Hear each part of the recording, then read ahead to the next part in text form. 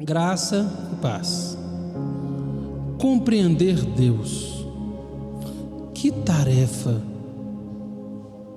Durante uma palestra nos Estados Unidos, um estudante perguntou ao teólogo suíço Karl Barth: Doutor, qual foi a coisa mais profunda que o senhor já aprendeu em seu estudo da teologia? Barth pensou por um momento e depois respondeu: Jesus me ama, isto eu sei, pois a Bíblia assim o diz. Um trecho de uma música, de um corinho para crianças. Os estudantes sorriram diante da resposta tão simplista, mas a risada deles tornou-se um sorriso tímido quando lentamente perceberam que Barth estava falando sério. Karl Barth deu uma resposta simples para uma pergunta profunda. Ao fazer isso, estava chamando a atenção pelo menos para duas noções de vital importância. Uma, na verdade cristã mais simples, reside uma profundidade que pode ocupar a mente das pessoas mais brilhantes por toda uma vida.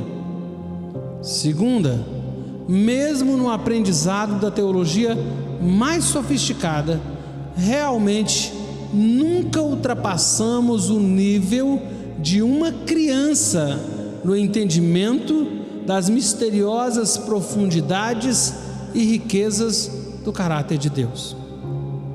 João Calvino usava outra analogia. Ele dizia que Deus fala conosco numa espécie de balbúcio, como os pais se empenham em falar numa linguagem de bebê quando se dirigem a seus filhos pequenos.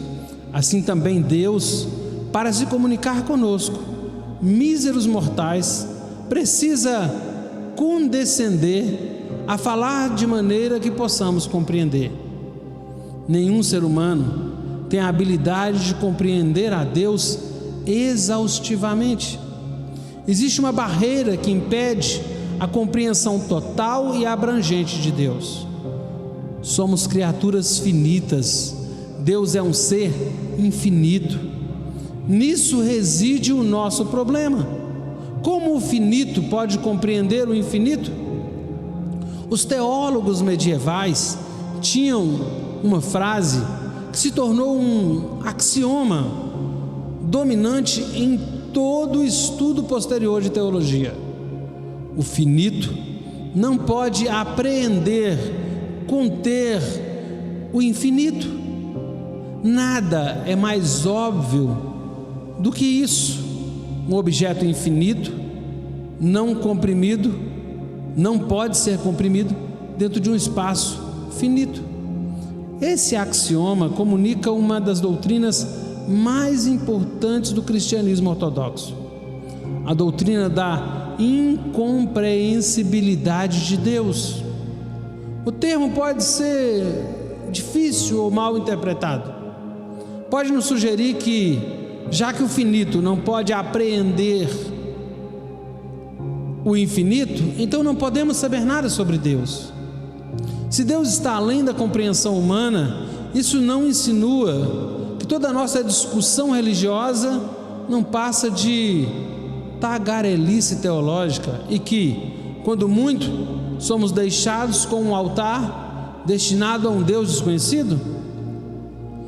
Essa de maneira alguma é a intenção. A incompreensibilidade de Deus não significa que não sabemos nada sobre Ele. Antes, significa que todo o conhecimento que temos de Deus é parcial e limitado, muito além de um conhecimento ou de uma compreensão plena. O conhecimento que Deus nos dá por meio da revelação é real e útil. Podemos conhecer a Deus na mesma medida em que Ele escolhe se revelar a nós. O finito pode apreender o infinito, mas o finito jamais poderá abarcar completamente o infinito. Sempre haverá mais sobre Deus do que podemos apreender. A Bíblia se refere a isso da seguinte maneira: as coisas encobertas pertencem ao Senhor nosso Deus, porém as reveladas nos pertencem a nós e a nossos filhos para sempre.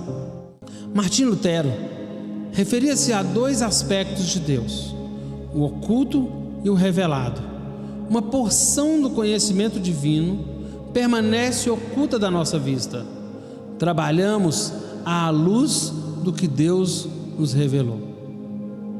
Existe um profundo significado, mesmo na verdade cristã mais simples. Esse é um aprendizado.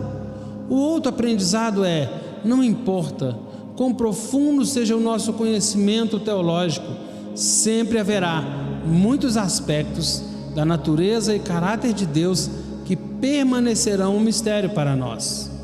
E também, nenhum ser humano pode ter um conhecimento pleno de Deus. A doutrina da incompreensibilidade de Deus não significa que não podemos conhecer nada sobre Ele. Significa que todo o conhecimento que tivermos a respeito de Deus será sempre um conhecimento limitado, restringido por nossa humanidade. E eu queria encerrar com o lema de Jocum: conhecer a Deus é fazê-lo conhecido, e com um convite que nos é feito pelo profeta Oséias: conheçamos e prossigamos em conhecer ao Senhor. Deus te abençoe, em nome de Jesus.